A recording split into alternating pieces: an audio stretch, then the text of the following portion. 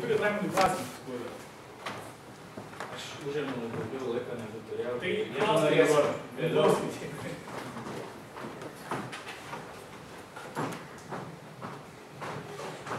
Gerą klausimą. Tada atrodys Arai.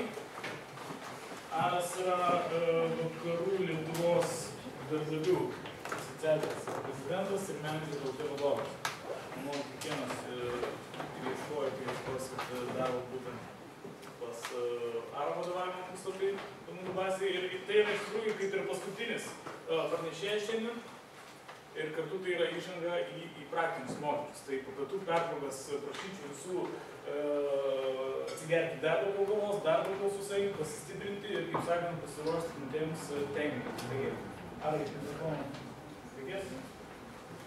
Ar girdisi ten gale?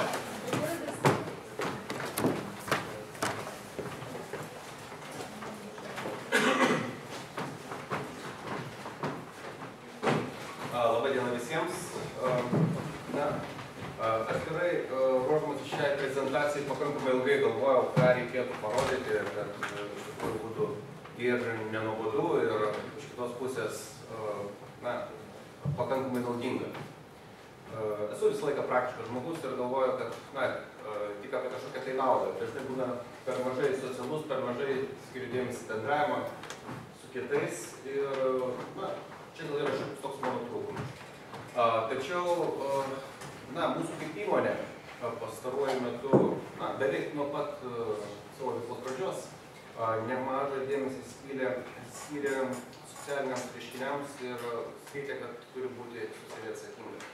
Todėl verslumu mes praktiškai domimės nuo pat savo įmonės pradžios ir šio klausimo pakankamai daug dirbame. Dirbdami mes skaitome nemažai įvairių seminarų šią temą ir turime pakankamai daug medžiagos. Tačiau šis seminaras gal ne visai bus toksai, kad sakykime, kas yra verslumas, kam to reikia ir panašiai. Stengiuosi parodyti tuos dalykus, kurių jūs nematysite. Jų nematysite nei laikraščiuose, nei internete, nei Google, jų nėra. Ir dažnai būna susiduriu su tokiu dalyku, kad dirbdami su Klaipėdos miesto savivaldybė sakome, kad reikia miestui informacijos, reikia miestui informacinio portalo, kad jisai pateiktų jauniems žmonėms, norintiems pradėti savo verslą, informaciją, ką jiems reikėtų daryti. Politikai susitarė, sako, žinot, sako, mano 8 metų sūnus sugeba įsijungti Google internetą, pasidėti paiešką ir atrasti viską, ko jam reikia. Jis atsako į visus klausimus. Aš sakau, atsakykite klausimą, kiek Klaipėdoje yra kavinių, kurioje vietoje parašyta. Realiai, sakykime, informacijos yra daug, o informacijos pradedančiam verslui yra labai mažai. Tai šičia yra, sakykime, ta tokia niša mūsų kaip ir Klaipėdos apskrities darbdavių asociacijos, kuri dirba su Klaipėdos miesto savivaldybė, kad tokia informacija iš tikrųjų atsirastų, kad verslą pradėti Klaipėdos mieste pasidarytų labai lengva. Ir trumpai pristatysiu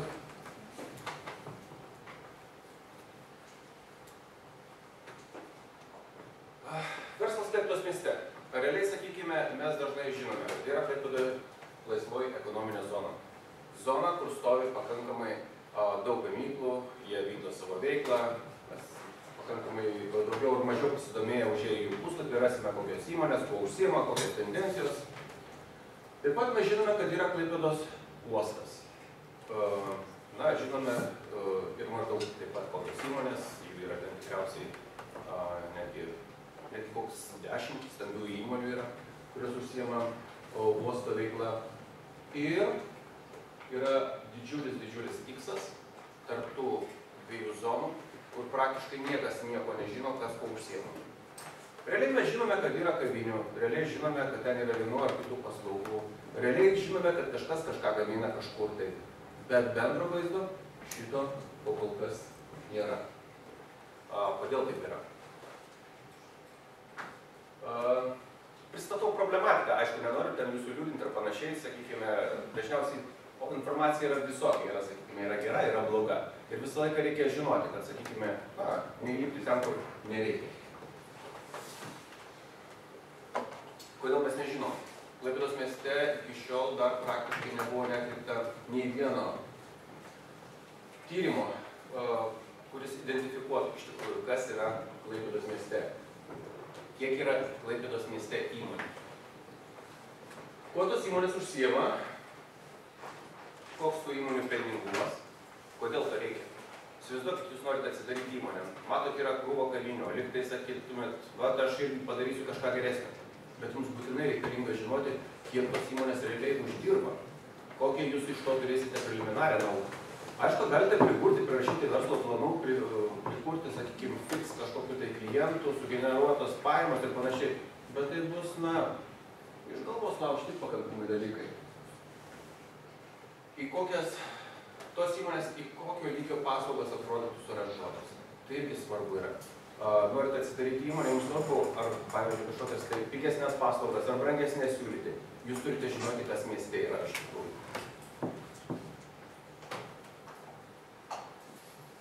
Ir aišku, pats miestas turėtų žinoti, kokia nauda miestui iš tų įmonių. Nes realiai miestas irgi gali turėti tam tikrą smulkaus ir vidutinio verslo strategiją, kuri bus orientuota į kai kurias įmonės, kurios yra naudingos Klaipėdos miestui. Tos įmonės galėtų gauti įvairialypę paramą, nuo, sakykime, kažkokių tai lengvatų mokesčiams iki kažkokių tai finansinės paramos. Tai šitų dalykų realiai šiuo metu, kad pradėti verslą Klaipėdos mieste, aš nešneku apie internetinį verslą, nes jisai nesiriša prie miestų. Tai šitai vietoj tokių problemų gal ir nebūtų. Jeigu jūs turite internetinį verslą, kuris, sakykime, teiks paslaugas ar tai Lietuvai, ar tai pasauliui, ar tai Europai. Ir aišku, reikalingas konkurencingumo lygis. Konkurencingumo lygis rodo, iš tikrųjų, įmonių yra daug. Pavyzdžiui, šiuo metu kavinių yra Klaipėdos mieste. Daug ar mažai? Kaip tas įtakoja sezoniškumą? Ar, pavyzdžiui, vasarą gal jų žiemą yra daug, nes jos neturi darbo, o vasarą yra per mažai. Tai vėl yra tokios tam tikros nišos, kurias žinant, gali būti, kad atsirastų nauji verslai.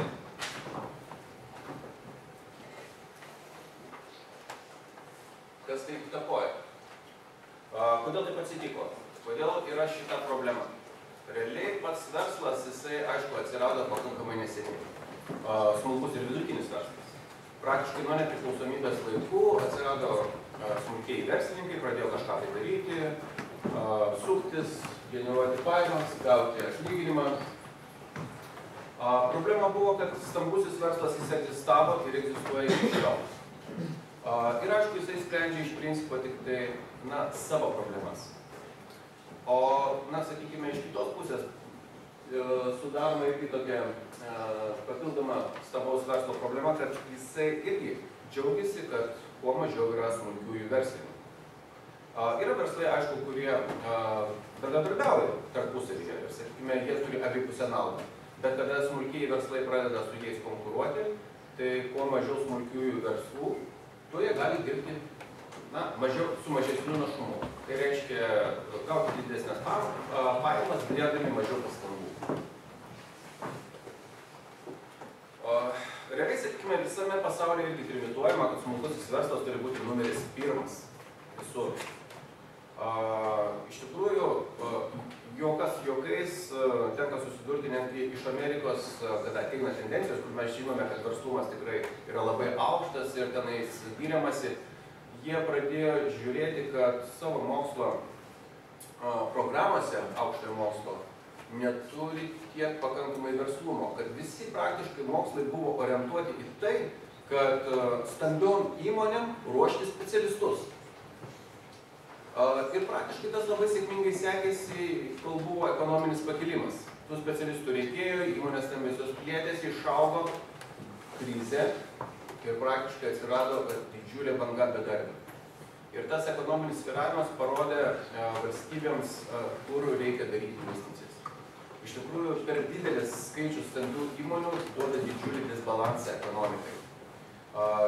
Švietimo sistema irgi, Amerikos, aišku, yra greičiausiai persiorientuoja, jie pirmieji pradėjo stebėti ir žiūrėti, kad išeitų iš mokslo įstaigų ne tik stambių įmonių darbuotojai, bet ir nuosavą verslą turintys žmonės. Arba norintys įsigyti jį, arba norintys kurti, ar jau, sakykime, net esantis verslininkai.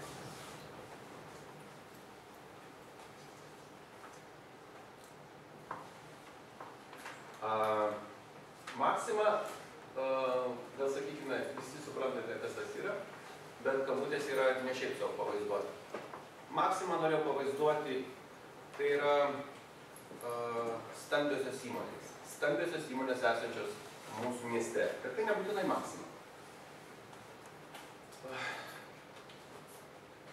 Ko negali nukopijuoti Maxima? Tai reiškia, iš principo, jūs norite užsiimti vienu ar kitu verslu. Ir, aišku, kiekvienas norite, kad jo nenukopijuotų, na, sakykime, jeigu nukopijuos kitas mūsusis verslininkas, jūs kažkiek tai pasidalinsite rinką. Jeigu nukopijuos Maxima, na, ta prasme, aš neturėjau minėti Maxima, bet koks stambus verslas, iš jūsų verslo nebeliks nieko, realiai. Yra gyvas pavyzdys, kaip dingo Klaipėdos mieste verslas senamiestyje. Na, dabar jisai po trupučiuką atsigauna. Bet kada atsirado Maxima, praktiškai jisai palaipsniui kiekvieną dieną nyko. Tai irgi yra toksai analogiškas, yra kaip pavyzdys. Maxima niekada nenukopijuos intelektualias paslaugas. Stambios įmonės, ar tai ta pati Maxima, dažniausiai žaidžia ant to, kad išnaudoti pigią, mažai kvalifikuotą darbo jėgą. Jeigu jūsų paslaugos bus intelektualios, praktiškai jas nukopijuoti stambiai įmonei yra pakankamai sudėtinga. Plius intelektualios paslaugos reikalauja, sakykime, pakankamai nemažai pastangų ir laiko ir investicijų. Tai šitoj vietoj smulkusis verslas turi nišą.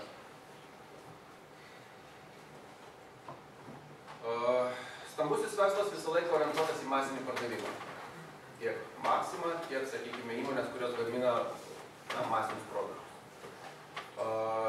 Jos, aišku, gali naudoti ir tą pačią IT sritį, pardavimus daryti internete masinius, tačiau tiem produktam yra produktai, sakykime, kurie reikalauja individualaus pardavimo. Dėl vieno ar kitų sumetimų. Aš jau čia nesigilinsiu į pačius konkrečius produktus. Tai šitoje srityje jūsų vėl niekas nekonkuruos. Praktiškai, na, yra tokių sričių, kur, sakykime, praktiškai parduodama tiek, kiek yra įmonė pardavėjai. Tai šitoje vietoje, jeigu jūs turite kažkokią unikalią arba intelektualią paslaugą, tai praktiškai galite ją pardavinėti, ją nukopijuoti bus labai sudėtinga. Brangios paslaugos ir produktai. Na, niekada neteko matyti supermarketo, kuris pardavinėtų aukščiausio lygio, aukščiausios klasės ir brangiausius produktus. Tai dažniausiai yra butikai, mažos įmonės, mažos įmonėlės, vėl yra niša smulkiam verslui.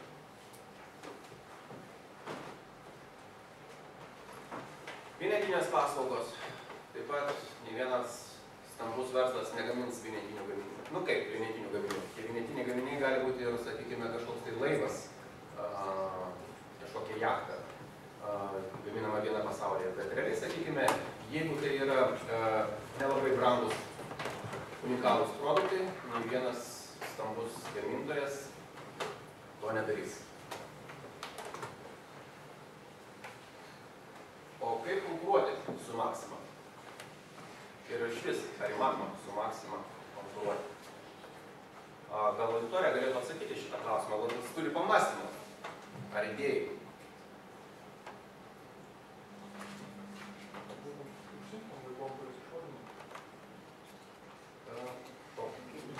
Jos atveria nišą.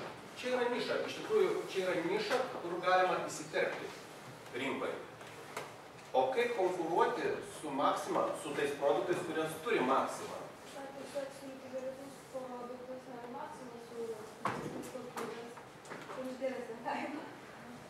Ne. Iš tikrųjų, Maxima padarys tokią reklamą, kad jūs busit užmiršti.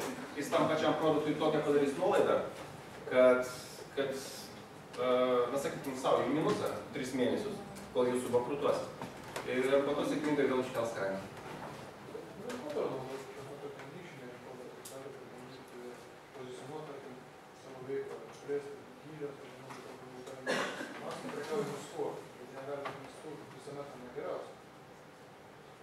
Iš tikrųjų, pasakysiu taip, kad jeigu jūs tik tai pradėsite rimtai konkuruoti su Maxima, visą laiką atsiras tam tikras mechanizmas jums, kur jūs bandys pašalinti iš tos konkurencinės kovos. Na, ta prasme, pakankamai daug tų metodų yra. Vienintelis variantas konkuruoti su Maxima, na, iš principo, jeigu žiūrėti apie konkurenciją su Maxima, kas konkuruoja su Maxima? Ar žinote? Žinote, visai žinote. Su Maxima konkuruoja IKI, Rimi, Norfa. Nu, dar yra ten tokia Aibė kažkur, tai kažkas tai ten tokia. Vilniuje tikriausiai įmonių daugiau tokių yra, kurios konkuruoja. Bet realiai sakykime, kad, na, sakykime, netgi Aibė yra tas pavyzdys, kad kaip su jie konkuruoja. Kooperacija. Vienintelis konkurencijos būdas. Tai reiškia, kada jūs apsijungsite 100, na, ne 100, 20, 50 smulkiųjų verslininkų į krūvą ir pradėsite kažkokią tai veiklą, kuris, sakykime, siūlo vienus ar kitus produktus, kurios turi Maxima, tik tada jūs galėsite konkuruoti. Kitas dalykas, ko jūs turite neužmiršti, ateinate į rinką, dažnai būna susiduriam su tokia problema, kad jaunimas sugalvoja kažkokį tai produktą, paslaugą, pradeda įsiūlyti, pardavinėti, o čia sako, vat, yra konkurentų, bet aš sugalvojau geriau, čia vat, mes su jie konkuruojam ir užmiršta tokį dalyką, kad yra, jūs esat, yra jūsų konkurentas vienas, kuris pardavinėja irgi tos pačios prekės 10 vienetų, jūs 10 vienetų pardavinėjat ir šalia yra Maxima, kuri pardavinėja 10 000 tokių vienetų. Realiai, sakykime, šitame žaidime yra įsiveliama į tokį nepamastymą. Konkurentas yra ne tas, kuris 10 vienetų padavinėja, konkurentas yra Maxima. Ir jūs konkuruojat su Maxima. Ir va šitoje vietoje nereikia savęs apgaudinėti. Jeigu yra stambus prekeivis analogiškų produktų prekiaujantis, jūs turite galvoti, kad jisai yra konkurentas. Tokiu atveju jūs vėl turite grįžti šičia. Jūsų konkurentas, kuris pardavinėja 10 produktų, jis turi tapti partneriu, o ne konkurentu.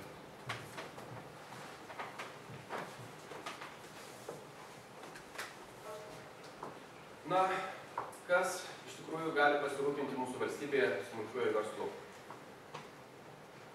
Realiai atsakymas yra vienas. Pats smulkusis verslas. Kam to reikia?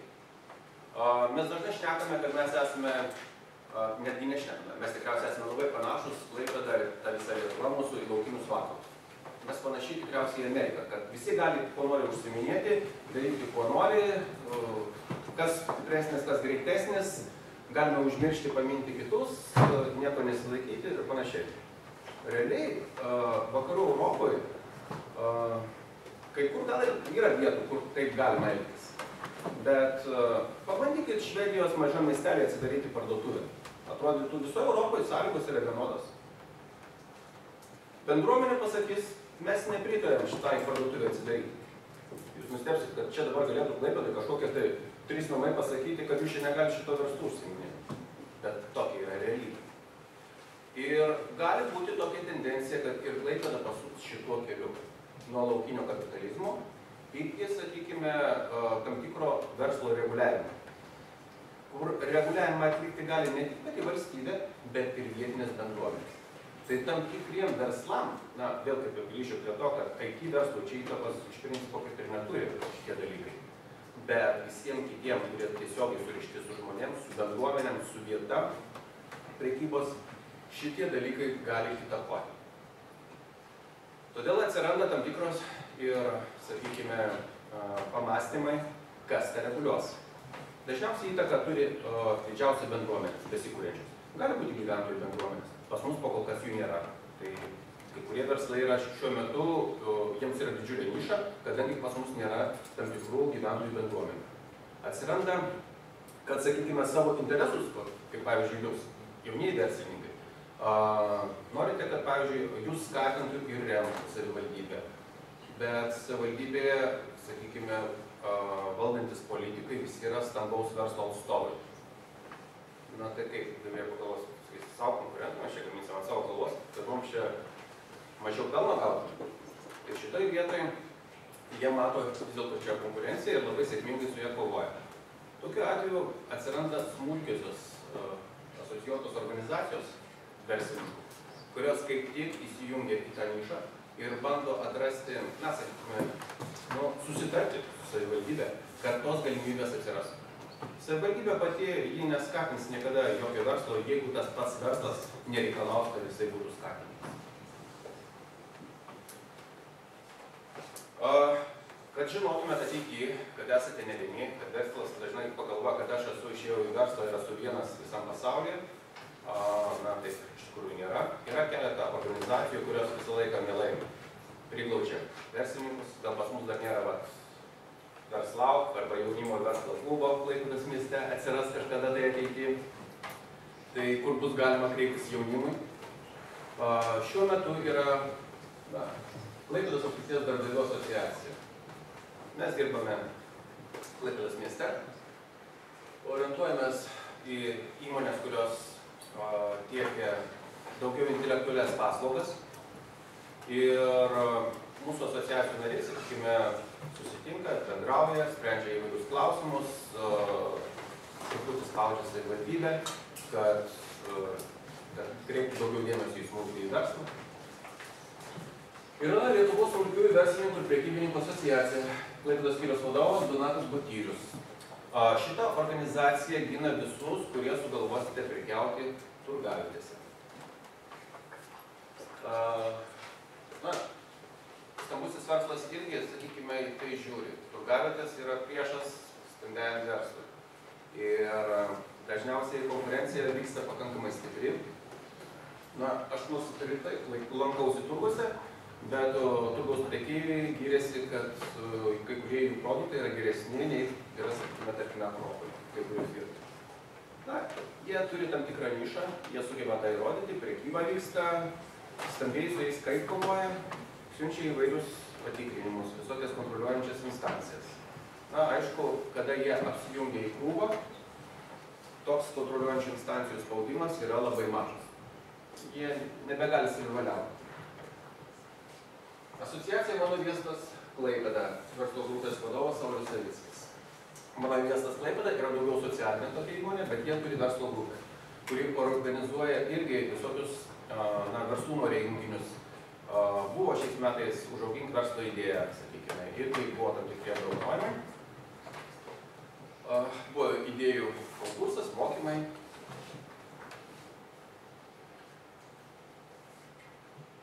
Klaipėdos apskrities verslininkų asociacija. Aidas Tamavičius. Asociacija, kuri vienyje verslininkus, kurie turi irgi užsiima tam tikras paslaugas mieste, turi kažkokias tai parduotuvėlės nedidelės.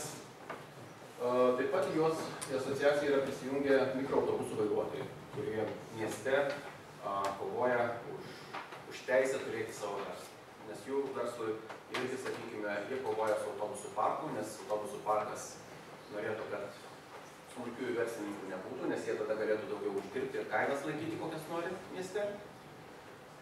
Tai kovai, jiems reikalinga vėl asocijuota organizacija, kurie jau, sakykime, turi tam tikrą svorį. Ir dar vieną, kurią norėčiau paminėti, yra Klaipėdos verslininkų senamiesčio sąjunga. Pirmininkė Eugenija Odebre.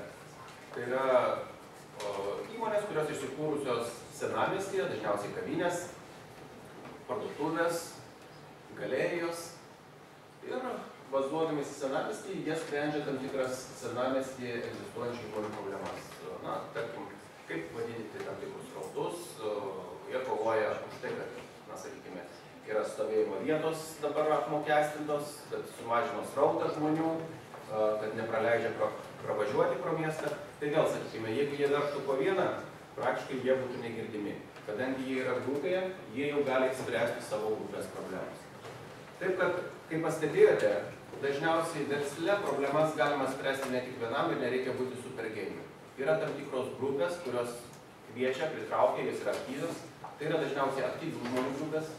Galiu tik tai paminėti tokį dalyką, kad į šitas grupės įsijungusių žmonių skaičius yra apgailėtinai mažas, lyginant su kiek yra Klaipėdoje mieste įmonių. Galvoju dėl to, kad žinot, kokios įmonės neturi jokių problemų ir nereikia jiems spręsti. turite tokių idėjų?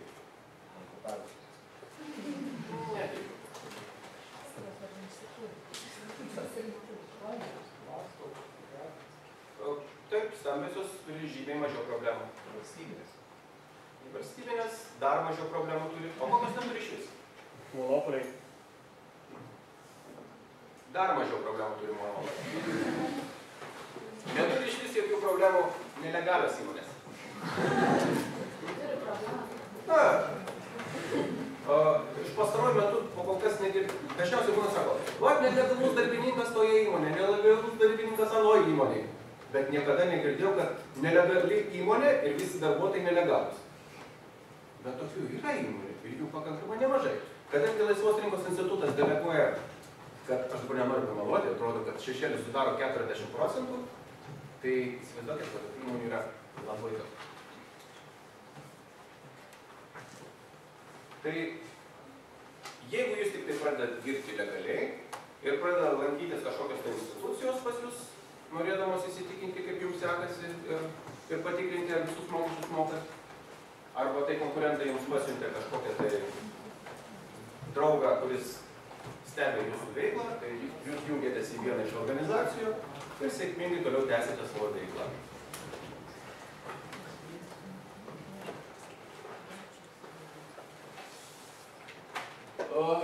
Perspektyvos verslumui. Verslumui, ne verslui. Ta prasme, verslumą aš daugiau norėčiau užakcentuoti kaip galimybę pradėti verslą. O po to jau eina verslas. Visos tos organizacijos susijungia į krūvą ir šiuo metu skatina spaudžia savivaldybę, kad atsirastų tokia smulkiaus ir vidutinio verslo taryba prie Klaipėdos miesto savivaldybės. Kad atsirastų strategija smulkaus ir vidutinio verslo atžvilgių ir būtų pradėtas formuoti biudžetas. Kam jų reikia, aišku, kad būtų galima paremti pradedančius, kartais reikia konsultacijų, kartais reikia mokymų, kartais reikia pinigų. Reikia skatinti, prižiūrėti ir egzistuojančius verslus, kad jie nenumirtų. Kad padarė dabar, sakykime, neatsižvelgdami, kad mes pasistatėme Klaipėdoje Maksimą, mes neskaičiavom ir neanalizavom, kad daug numirs smulkiųjų verslų.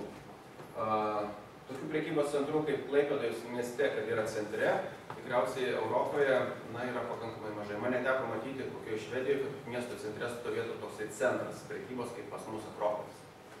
Dažniausiai jie būna už miesto ribų, pakankamai nutolę. Tai įsivaizduoju, kad jeigu toks netyčia atsitikimas Vokietijoje arba Anglijoje, tai tos įmonės, kurios nukentėtų nuo Maksimos atsiradimo, tikriausiai būtų išmokėtos labai solidžios kompensacijos arba pasiūlytas vienas ar kitas sprendimas. Na, vokiečiai paprasčiau sprendžia, jie riboja stambių centrų darbo laiką. Na, tarkim, jie dirba tik tai iki 6 valandų, o smulkiai gali dirbti kiek nori. Yra tam tikri verslo ribojimai. Ir aišku, kad turėtumėt informaciją, kokį verslą pradėti. Na, tarkim, sugalvojat pradėti atsidaryti kavinę. Tai jums reikia žinoti, kurioje vietoje yra kokie gyventojų srautai, koks yra maždaug tokių įmonių pelningumas, kokios maždaug reikalingos investicijos, ką turite padaryti. Tai visi šitie dalykai jums yra reikalingi ir ta informacija turi būti mieste. Amerikoje tos informacijos yra pakankamai daug. Miestai daro labai daug skersinių pjūvių, analizių ir pateikinėja visiems, kurie nori pradėti vienam ar kitam mieste savo veiklą.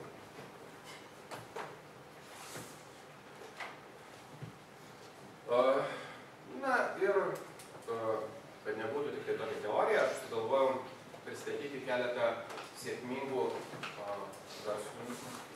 verslų pavyzdžių. Kodėl šitas? Aš pasirinktus verslus pasėmiau 2 ir pristatysiu juos todėl, kad šita įmonė gimusi studentų rankose, dar besimokančių kolegijoje. Ir jie atėjo, dalyvavo irgi, pas mus buvo savivaldybės remiamas karjeros universiteto studentams pagalbos suteikimas, buvo toksai projektas, rinkosi studentai. studentai. Ir mes paskelbėm, kad to pačio projekto metu mes teiksime studentams ne tik tai karjeros perspektyvą, karjeros planavimo konsultacijas, mes taip pat teiksime ir verslumo konsultacijas. Tai atėjo studentai, kurie sako, mes va pradėjom verslą, mums reikia pagalbos, mes jo neišsukam. Mes radome idėją, pamatėm, kad jos Klaipėdoje nėra, mes pradėjom vykdyti, bet niekas neperka mūsų paslaugų. Atrodo, niša buvo. Mes buvom Kaune, jis ten paplytė, Vilniui paplytė, Klaipėdoje nėra, pradėjom, nieko nesiseka. Stendai daugiabučiuose. Tikriausiai pastebėjote, kad daugiabučiuose, kai kuriuose kvartaluose, ne visuose, bet pakankamai mieste daug kur, yra stendai bei įėjimai. Savo laikų jų nebuvo. Studentai pamatė, kad Kaune yra, kažkodėl tai jiems šovė į galvą, kad reikia ir Klaipėdoje. Ir jie staigiai prisigamino stendų, pridėjo, kai reikia talpinti reklamą, niekas neužsisako. Ką daryti? Ir tada prasideda, atėjo jauni verslininkai konsultacijas ir mes pradėjome dirbti kartu, analizuoti, kur yra problemos. Aš dabar nesigilinsiu, ką mes darėme, mes dirbame, sakykime, kiek, šiuo atveju, kiek marketingo, tiek pardavimo klausimais konsultavo, tiek klientų aptarnavimo. Tai buvo dažniausiai praktinės tam tikros technikos, kaip jas tvarkytis, daryti, kaip pasiūlymus ruošti. Šiuo metu įmonė išsiplėtė ir atsirado tokia kaip miesto spauda, pradėjo leisti leidybą užsiminėti. Tikriausiai atsivertus svetainę, aš dabar iki galo neanalizavau jų veiklos visos. Greičiausiai leidžia skrajutes, kalendorius, leidžia žurnalą, pinigų laikas. Laikas pinigams. Tikriausiai irgi matėte, kad žurnalas, dažniausiai prekybos centruose dalinamas nemokamai, tas pastebėjote. Jūsų vestuvės žurnalas, kuris irgi dalinamas Klaipėdos mieste nemokamai.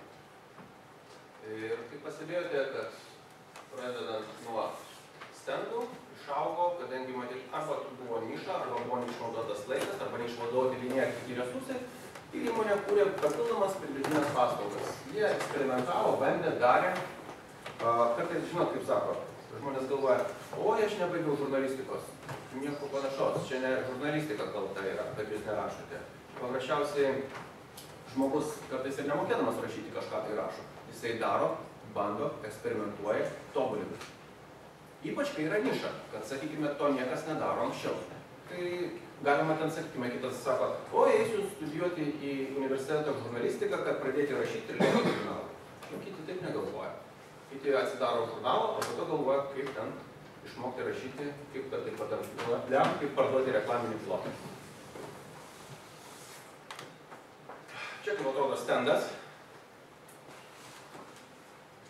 O čia pati Inesa.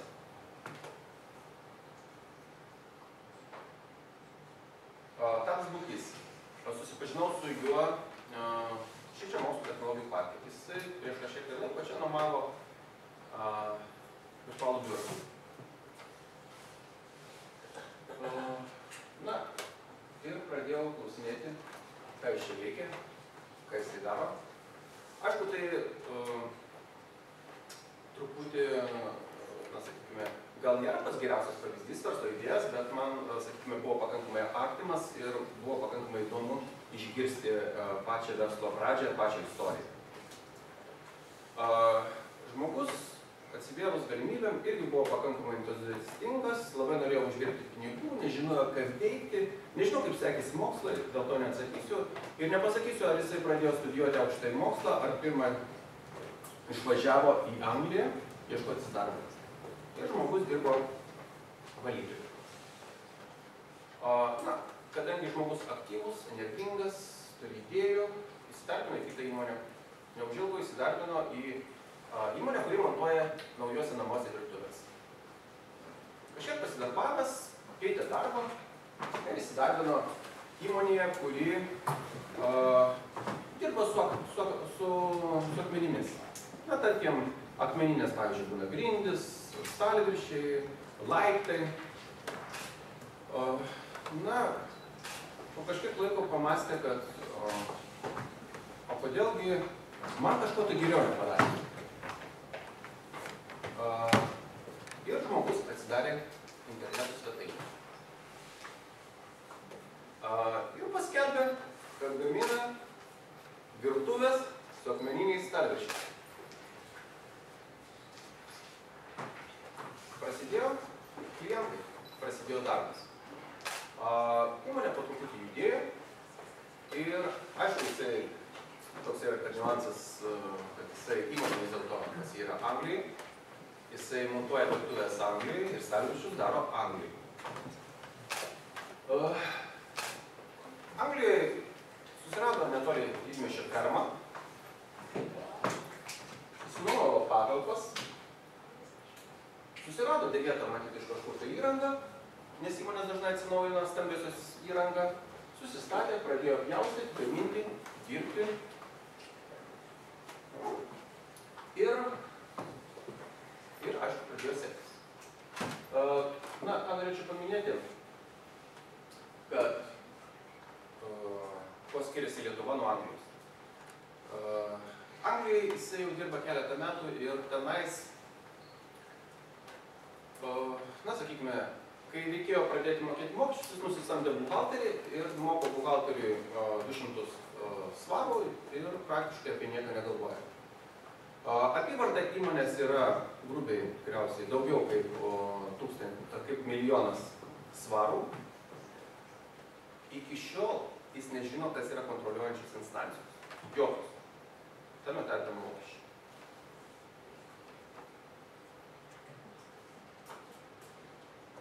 Toks yra požiūris į verslą. Kad jeigu yra maža įmonė, nėra ko ten ją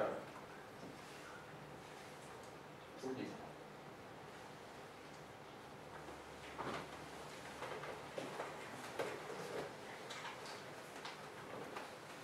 Jau šnekėjau apie tai, kad norint pradėti verslą, užmirškite, kad jūs būsite įmonės vadovas, o po to tą įmonę privatizuosite. Ką padarė dauguma mūsų verslininkų, kurie dabar turi stambiąsias įmonės. Jie jų nesukūrė. Jie tarybiniais laikais, kai perėjome nepriklausomybę, tas įmonės pasisavino ir jas valdo. Tai yra viena pusė. Kita pusė, tie, kurie vežė metalus iš Baltarusijos, arba iš mūsų mirštančių gamyklų visą įrangą, ten, sakykime, seną, kuri buvo metalinė.